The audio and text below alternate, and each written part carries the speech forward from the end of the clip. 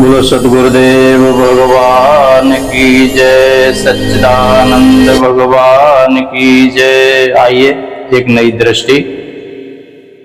साधना में धैर्य। धैर्य के बिना किसी भी कार्य में सफलता नहीं मिलती। धैर्य बहुत जरूरी है। शोक भय से निवृत्ति का एकमात्र उपाय पूर्ण स्वरूप आनंद रूप आत्मा का नित्य साक्षात्कार ही है।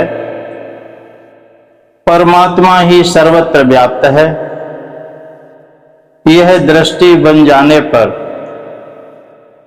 क्योंकि परमेश्वर से भिन्न कुछ नहीं रहता, इसलिए भय, राग, द्वेष, घृणा आदि किसी को स्थान नहीं है। जैसे लहर देखकर नहीं लगता कि समुद्र की कोई हानि हो गई, ऐसे ही सर्वत्र जड़ चेतन सारे जगत में एक परमेश्वर देखने वाले के लिए संसार की किसी फेर बदल में कोई हानि लाभ नहीं है। तभी शोक की समग्र निवृत्ति होती है।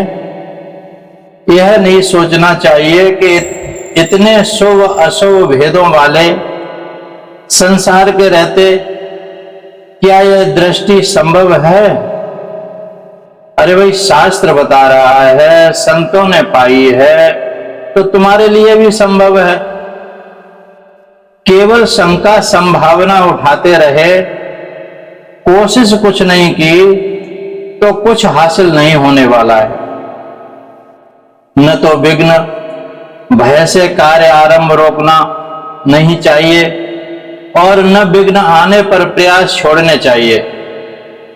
उत्तम मनुष्यता तो यही है कि विघ्नों का सामना करके अपने लक्ष्य तक पहुंचने की कोशिश न छोड़ी जाए।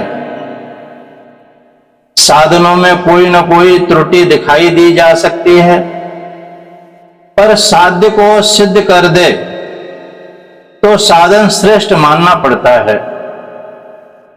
घर बनाते हो रहने के लिए, यदि उसमें रह सकते हो तो घर सफल है। यदि एक सुझाव पुस्तक रखकर शहर भर को अपना घर दिखाकर उसमें अपने सुझाव लिखने को कहो तो घर की एक एक ईंट पर ऐसी नहीं होगी जिसे किसी न किसी ने बदलने को न कहा हो। भगवान ने इसलिए साफ किया कि सभी आरंभ दोष से घिरे ही रहते हैं।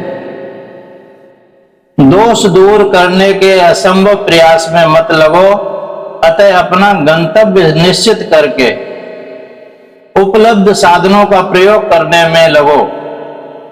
अगर सोचा कि सर्वथा अशुभ घर में ही रहोगे तो बेघर ही रह जाओगे।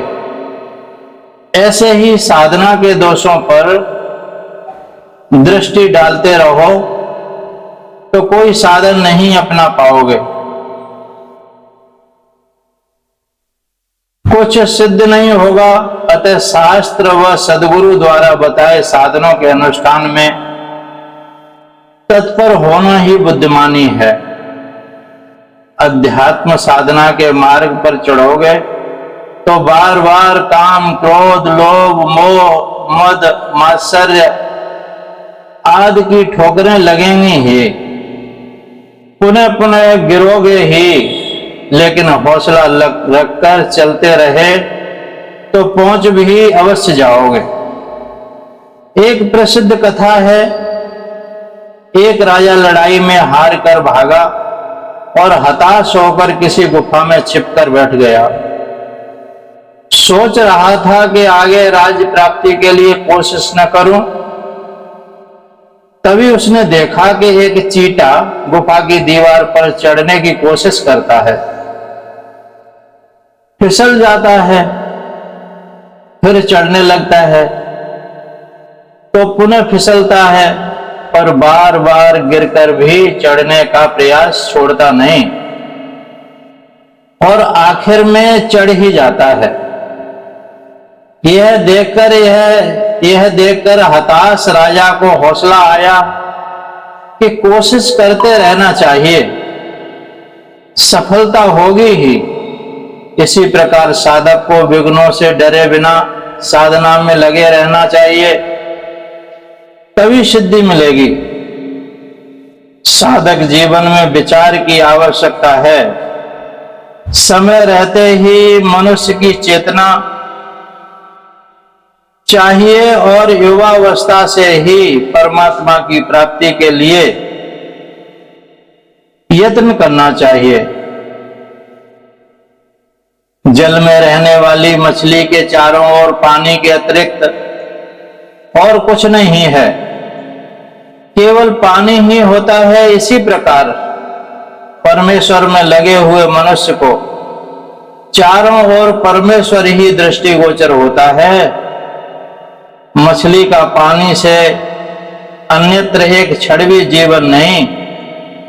इसी प्रकार परमेश्वर से लगा हुआ पुरुष बिना परमेश्वर के एक क्षण नहीं रह सकता। तभी शांति की प्राप्ति होती है। उसे विषय भोगों से, संसार से अरुचि हो जाती है। परमेश्वर के चरणार बिंद में ही प्रेम के अतिरिक्त और किसी की आकांक्षा नहीं होती। उसे कभी भय नहीं होता, वह अपने से भिन्न कुछ नहीं देखता एवं सारे बंधनों से छूट जाता है।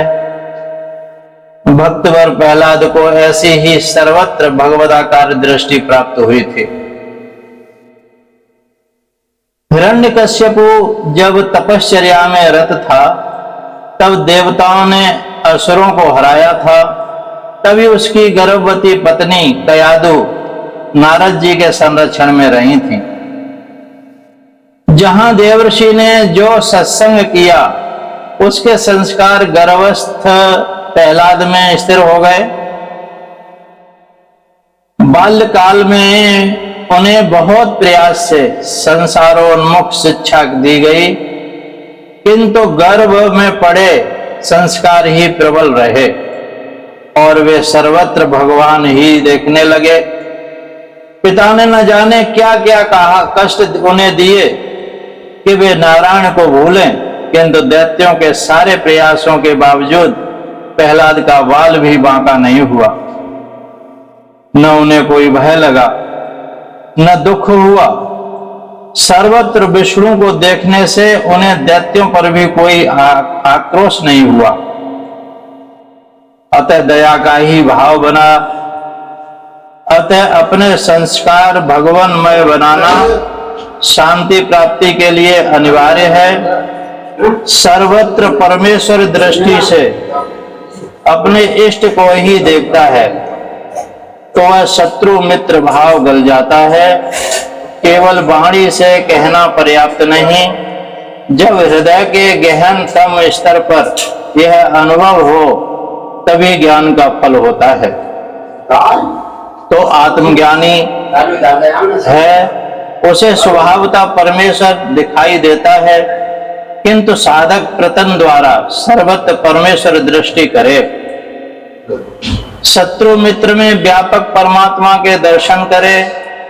अच्छी और बुरी परिस्थिति में भी सर्वत्र परमेश्वर के दर्शन का ही प्रयास करे।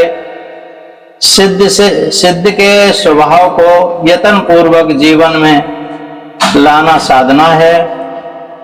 कोशिश करके ब्रह्म दर्शन होते होते ही बिना कोशिश के ब्रह्म दर्शन भी हो जाएगा। तभी सब शोक समुदाय से मुक्ति मिलकर तरण स्वतः ही सिद्ध होगा। धन्यवाद। आपने सुना, समझा, पढ़ा तो लाइक सब्सक्राइब कीजिए और जो नहीं समझ में आया वह हमें कमेंट करके पूछिए, बताएंगे। आप इस ज्ञान यात्रा में आगे बढ़ें। जय श्री कृष्ण। सद्गुरुदेव भगवान की जय। सच्चिदानंद भगवान की जय।